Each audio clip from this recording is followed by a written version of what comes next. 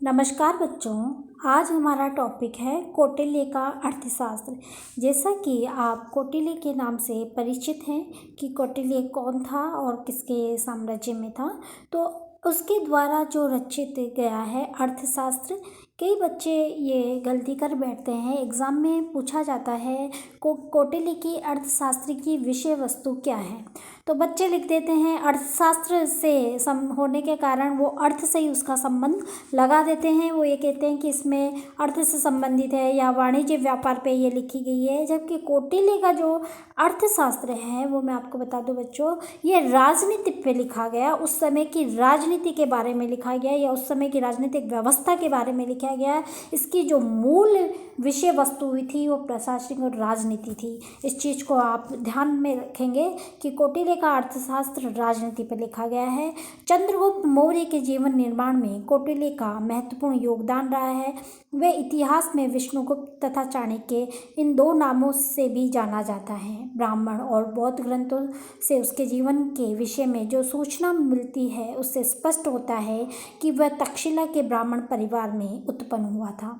वह वेदों तथा शास्त्रों का ज्ञाता था और तक्षशिला के शिक्षा केंद्र का प्रमुख आचार्य था। मैं आपको ये बता दूं कि तक्षशिला उस समय प्राचीनतम विश्वविद्यालय था जहाँ पर बहुत गुणी और श्रेष्ठ विद्यार्थियों का ही चयन होता था, उसमें शिक्षा प्राप्त करते थे। परंतु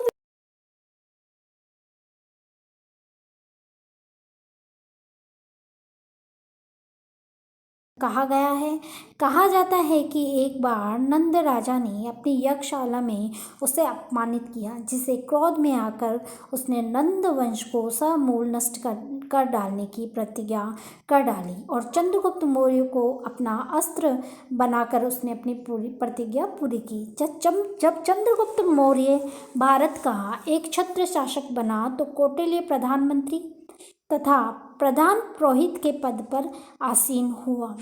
जैन ग्रंथों से पता चलता है कि चंद्रगुप्त की मृत्यु के बाद बिंदुसार के समय भी चाणक्य कुछ समय तक प्रधानमंत्री बना रहा। बाद में उसने शासन कार्य त्याग कर संन्यास ग्रहण कर लिया तथा वन में तपस्या करते हुए उसने अपने जीवन के अंतिम दिन व्यतीत किए। वह राजनीति शास्त्र का प्रकांड पंडित था और उसने राज्य प्रशासन पर अर्थशास्त्र नामक अपने प्रसिद्ध ग्रंथ की रचना की। आप इसको अंडरलाइन करेंगे, राज प्रशासन को। यह हिंदू राज्य व्यवस्था पर प्राचीनतम उपलब्ध रचना है। दुर्भाग्यवश अर्थशास्त्र के रचनाकाल तथा उसके रचयिता के विषय में विद्वानों में भारी मतभेद है। जाली, कीथ, विंटरनीतिज जैसे कुछ विद्वान इसे कौटिल्य की रचना नहीं मानते। इसके विपरीत शामशास्त्री, जैकोबी स्मिथ, काशी प्रसाद जायसवाल आदि इस ग्रंथ को कौटिल्य की ही कृति मानते हैं। अर्थशास्त्र में 15 अधिकरण है तथा 180 प्रकरण है।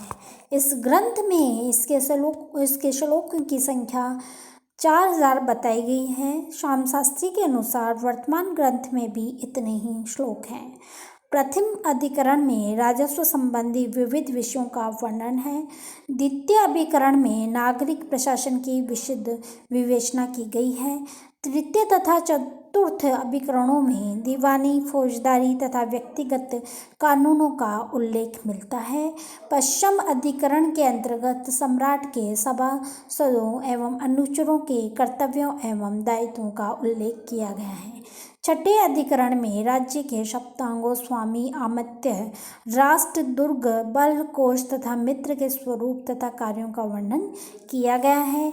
अंतिम 9 अधिकरणों राजा की विदेश नीति, सैनिक अभियान, युद्ध में विजय के उपाय, शत्रु देश में लोकप्रियता प्राप्त करने के उपाय, युद्ध तथा संधि के अवसर आदि विविध विषयों का विस्तार पूर्वक वर्णन प्रस्तुत करते हैं। इस प्रकार अर्थशास्त्र मुख्यतः शासन की व्यवहारिक समस्याओं से संबंधित रचना है। कौटिल्य के शासन का आदर्श बड़ा ही उदात्त था। उसने अपने ग्रंथ में जिस विस्तृत प्रशासनिक व्यवस्था का स्वरूप प्रस्तुत किया है उसमें प्रजा का हित ही राजा का चरम लक्ष्य है। वास्तव में ये ग्रंथ चंद्रगुप्त मौर्य की शासन व्यवस्था की जानकारी के लिए बहुमूल्य सामग्रियों का भंडार है। अर्थशास्त्र में एक अखंड और निरंकुश राज्य की परिकल्पना की गई है।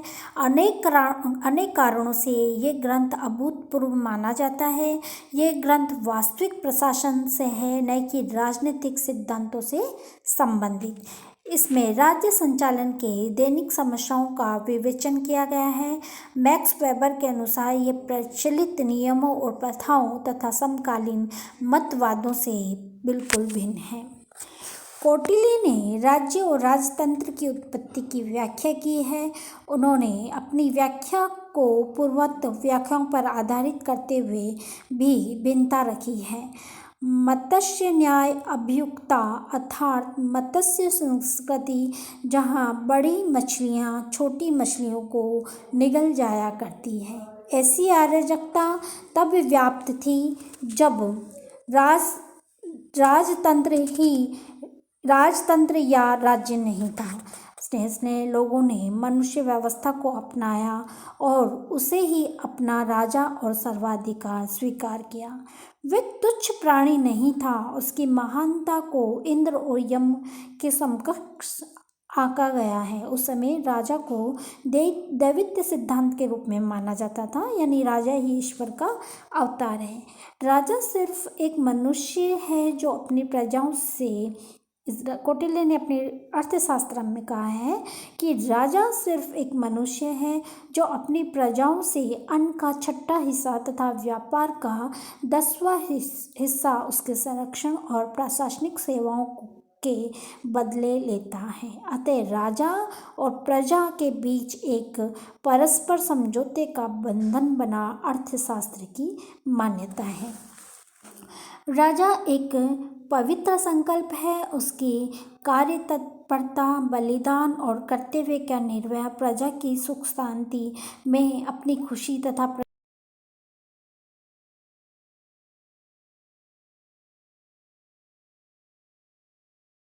राजा सदा सर्वदा इसी दिशा में तत्पर रहे, क्योंकि कार्य तत्परता में ही प्रजा की प्रगति और इसके विपरीत उनकी विफलता है। प्रोफेसर एन के शास्त्री और डॉक्टर बागची के अनुसार सभी नीतियों के निर्धारण में प्रजा के कल्याण को सर्वोपरि रखा गया तथा राज्य संचालन में सर्वाधिक महत्व कानून व्यवस्था को दी गई। प्रजा की रक्षा तथा दुष्टों को सजा देकर नागरिक शांति कायम की गई। कौटिल्य ने राज्य संचालन के लिए सुयोग्य तथा अच्छे शासक के महत्व को कभी अनदेखा नहीं किया। तो राज्य व्यवस्था के समुचित संचालन के लिए एक ऐसे सक्षम और योग्य राजा की अपेक्षा की गई जो अपने सुख को अपनी प्रजा की खुशी में नहीं पाए। अर्थशास्त्र में एक ऐसी शासन व्यवस्था की परिकल्पना है जिसमें संघ जैसे श्रेणी, समाज और नागरिक स्वतंत्रता की व्यवस्था हो। अर्थशास्त्र जिस छवि को प्रस्तुत करता है वह पितृसुलभ शासन प्रणाली है, जो धर्म और रीति रिवाजों के प्रति श्रद्धा भाव रखते हुए संघ और समष्टि के विशेष अधिकारों की सीमाओं में कार्य करती है। ये तानाशाही, निरंकुश स्वेच्छाचार का समर्थन नहीं करता। बच्चों, आप इसको नोट करेंगे, ये तानाशाही, निरंकुश स्वेच्छाचार का समर्थन नहीं करता। इसमें राज्य संचालन के लिए कई पहलुओं जैसे दंड व्यवस्था, कानून व्यवस्था, गुप्तचर व्यवस्था, कूटनीति और अंतर्राष्ट्रीय संबंध तथा समृद्ध विषयों पर चर्चा की गई है।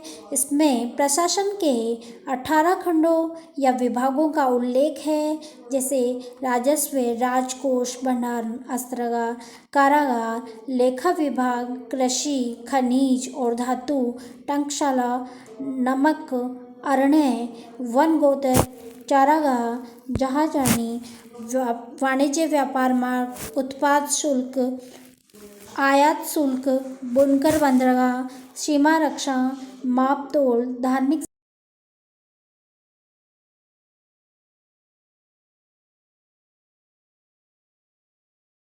दास, औरतों की संपत्ति, व्यवसाय, शहर परियोजना, जुआ, शराब और नशे की वस्तुएं आदि अनेक विषय सम्मिलित हैं। इस प्रकार निष्कर्षतः हम ये कह सकते हैं कि कौटिल्य का अर्थशास्त्र चंद्रगुप्त मौर्य के शासनकाल के संबंध में महत्वपूर्ण जानकारी उपलब्ध कराता है तथा इसमें कोई संदेह नहीं है कि अर्थशास्त्र का रचयिता कौटिल्य ही था, जो चंद्रगुप्त मौर्य का समकालीन था। तो बच्चों, आपने पढ़ा कि कौटिल्य का अर्थशास्त्र, मैंने इसलिए आपको बार बार इसमें बताया कि कौटिल्य का अर्थशास्त्र मौर्य साम्राज्य की जानकारी देने में एक महत्वपूर्ण ग्रंथ है।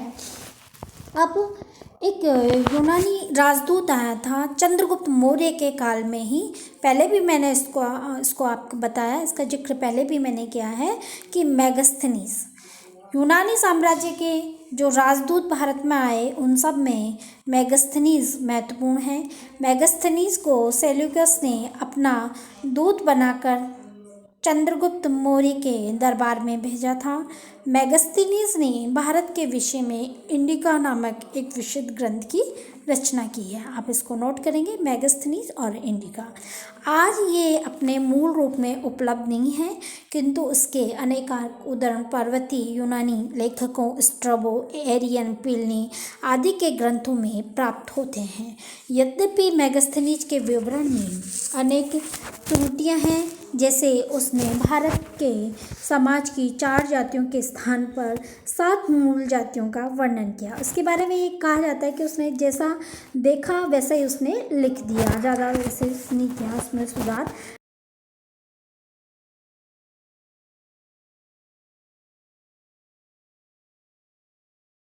लिखित कानून से अभिज्ञ बताया है आदि। फिर भी मेगास्थनीज का वर्णन तत्कालीन भारत का अच्छा चित्रण प्रस्तुत करता है। इससे हमें मौर्यकालीन देश, भूमि, जलवायु, पक्षी, धर्म, सामाजिक रीति रिवाज, शासन पद्धति आदि का परिचय प्राप्त कर सकते हैं। वैसे यथास्थान कई उदाहरण हमने ऊपर उल्लेखित किए हैं, किंतु इंडिका के आधार पर विषय समग्रता के लिए हमने यहाँ पर देखा है कि उसने इस चीज़ को ऐसे बांटा है। पहला उसने लिया भौगोलिक स्थिति। मेगास्थनीज के अनुसार भारतवर्ष का आकार एक चतुर्भुज के समान है।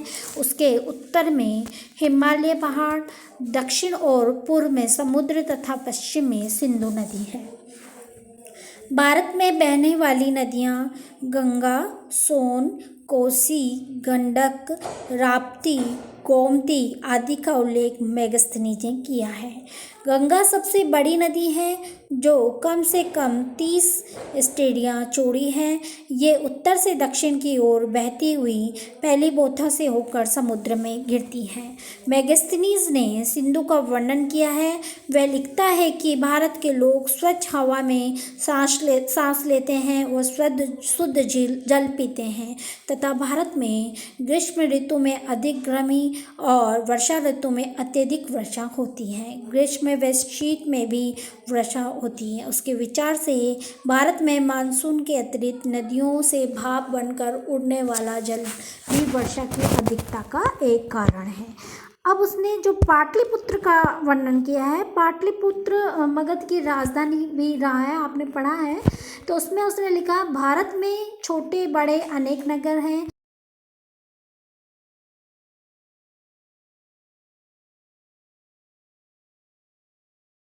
अत्यधिक वर्षा और बाढ़ के कारण लकड़ी के बनते थे और ऊंची जगहों के नगरों के मकान ईंट व मिट्टी से बनाए जाते थे।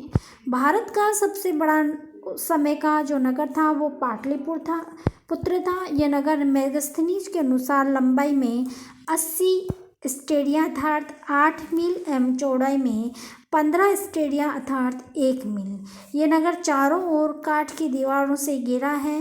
दीवारों में तीर चलाने के लिए छेद बने हुए हैं। इसमें 570 बुर्जियां एवं 64 दरवाजे हैं। इस नगर के चारों ओर 600 फुट चौड़ी व 60 फुट गहरी खाई है। फिर मेगस्थनीज ने राजप्रसाद का वर्णन किया है। पाटलिपुत्र में स्थित राजप्रसाद संसार के राजकीय भवनों में सबसे सुंदर है।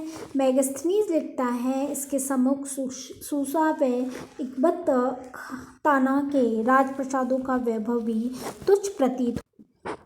राजप्रसाद के मंडित स्तंभों पर स्वर्णिम अंगूरी लताएं हैं, जिन पर चांदी की चिड़िया कलोल करते हुए प्रदर्शित करती है। प्रसाद के पास मछलियों के लिए सरोवर बने हैं, जिनकी शोभा को बढ़ाने के लिए कई प्रकार के वृक्ष, कुंज तथा झाड़ियां लगाई हुई हैं।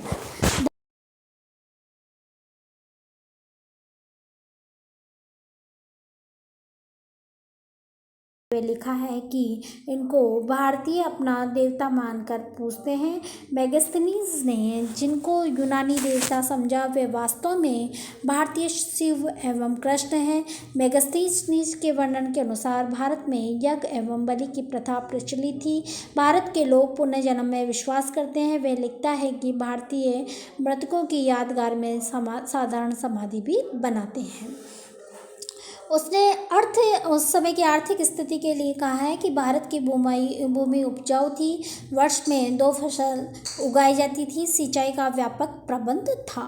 सामाजिक दशा में मेगस्थनीज ने भारतीयों का जीवन सुखद, सरल व मितव्ययी बतलाया है। उसके अनुसार भारतीयों का मुख्य भोजन गेहूँ और चावल था। दाल चावल के साथ विविध व्यंजनों का उपयोग किया जाता था। भारतीयों के नैतिक चरित्र के बारे में मेगस्थनीज लिखता है कि चोरी बहुत कम होती थी, झगड़े आदि में विश्वास नहीं रखने के कारण अदालतें ही में कम जाते थे। वे एक दूसरे पर विश्वास करके अमानत रखते थे, है ना। मेगस्थनीज के अनुसार भारत के जो समाज में 7 जातियाँ थी, ये बच्चों कई बार पूछ लिया जाता है कि मेगस्थनीज के अनुसार भारत में कौन कौन सी 7 जातियाँ थी। वैसे 4 ही थे, लेकिन इसने 7 जोड़ दिया।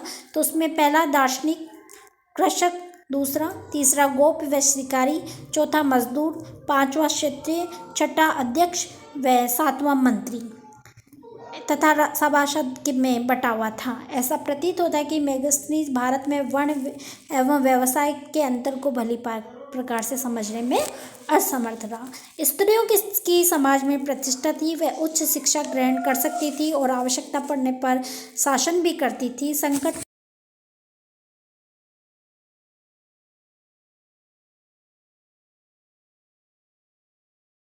उस समय आज के समय के जैसे कोई स्मार्टफोन, लैपटॉप या नई टेक्नोलॉजी नहीं थी। उस समय के लोग मनोरंजन के लिए रथ दौड़, बैलों की दौड़, आखट आदि था। भारतीयों का प्रिय बैलूनों से शरीर की मालिश करना। मेगस्थनीज के अनुसार उस समय दास प्रथा प्रचलित नहीं थी। इसको आप ध्यान रखेंगे बच्चों कि मेगस्थनीज कहता है कि भारत में दास प्रथा नहीं थी, लेकिन कौटिल्य के अर्थशास्त्र से दास प्रथा की पुष्टि होती है। अतः हम या निष्कर्ष रूप में कहते हैं, मेगस्थनीज द्वारा उल्लेखित राजनीतिक स्थिति का वर्णन हमने चंद्रगुप्त मौर्य के शासन प्रबंध में पहले किया था। और यहाँ पर हमने देखा कि मेगस्थनीज ने जो वर्णन किया है, हालांकि जो उसने सोचा देखा उसी का वर्णन किया है, इसलिए इसमें कुछ त्रुटि हुई है। फिर भी मेगस्थनीज के उद्धरण मौर्यकालीन अध्ययन के लिए महत्वपूर्ण है। तो बच्चों आप इसको और ध्यान से पढ़ेंगे, इसमें से जो एक एक नंबर के प्रश्न हैं उनको निकालेंगे और याद करेंगे। धन्यवाद।